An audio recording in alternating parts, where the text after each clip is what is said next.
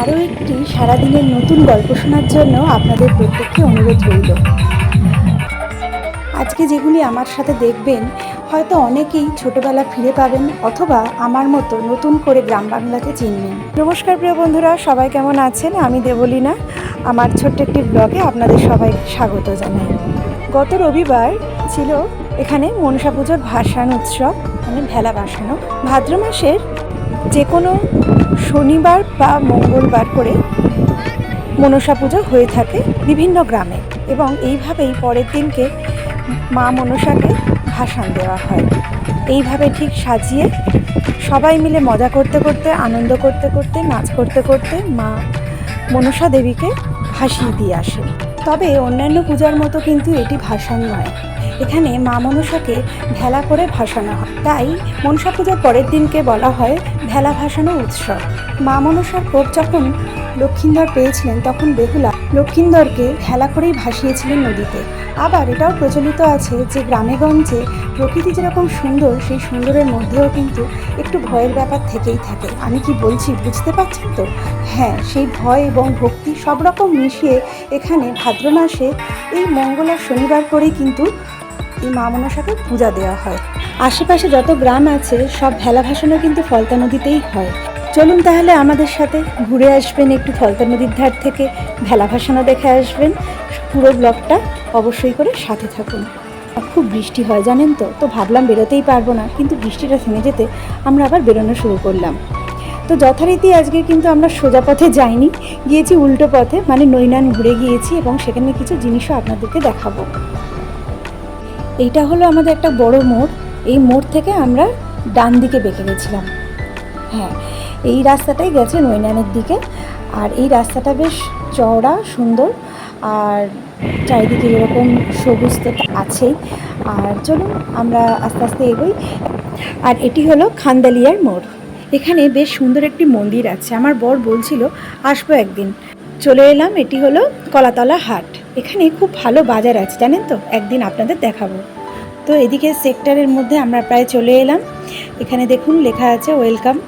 তো এইটাই হলো নৈনানের মোড়, আর এখান থেকে আমরা বাঁদিকে চলে এসেছিলাম।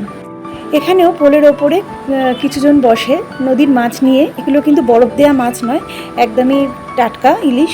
তো এই জন্য এই টেস্টটা যে খুব ভালো। তো এই নৈনানের মোড় থেকে আমরা চলে গেছিলাম ডান দিকে, সোজা ফলতার দিকে। এটা আমরা এবারে পুরো সেক্টরের ওপর দিয়েই যাব। আর এখানে আপনারা দেখুন কত কন্টেনার দাঁড়িয়ে আছে, দেখতে পাচ্ছেন? এই কন্টেনারগুলো কিন্তু এখান থেকেই ছাড়ে রাত্রিবেলায়।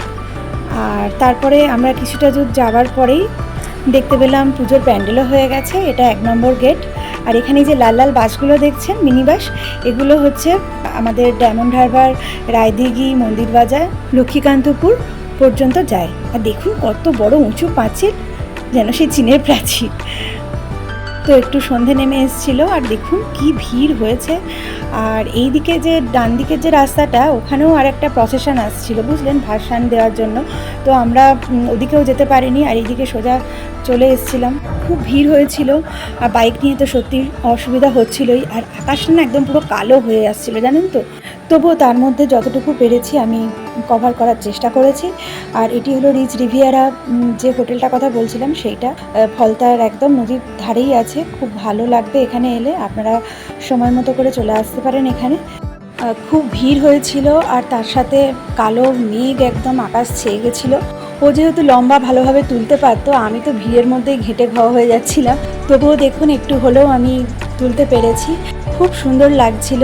উল্টো দিকেও একটি ভেলা ভাসাতে আসছিল, দেখা যাচ্ছিল আর কি। আর এখানে মেঘলা আকাশ, তার সাথে নদীর বুকে এরকমভাবে ভেলা ভাসানো সত্যিই একটা অপরূপ দৃশ্য। আর এখানে সবাই জমায়েত হয়েছে, খুবই আনন্দ করছিল। এটা দেখতে দেখতেই খুব বৃষ্টি আসে, আর প্রায় ভিজেই আমরা চলে এসেছিলাম ফলতার মাঠের ওখানে। ওই সেই কুমড়োর পুকুরে গিয়েছিলাম। আর দেখি ছেলেটাও পুরো ভিজে চান। তো সোজা একদম ঘরের পথে রওনা হলাম। তো পুরো ব্লগটা কেমন লাগলো জানাবেন আমাকে। ভালো লাগলে অবশ্যই করে লাইক, কমেন্ট, শেয়ার এবং সাবস্ক্রাইব করতে ভুলবেন না, এবং তার সাথে অবশ্যই করে কিন্তু বেল আইকনটা প্রেস করে নেবেন সব নোটিফিকেশন পাওয়ার জন্য। আপাতত আজকে এই পর্যন্তই রইল।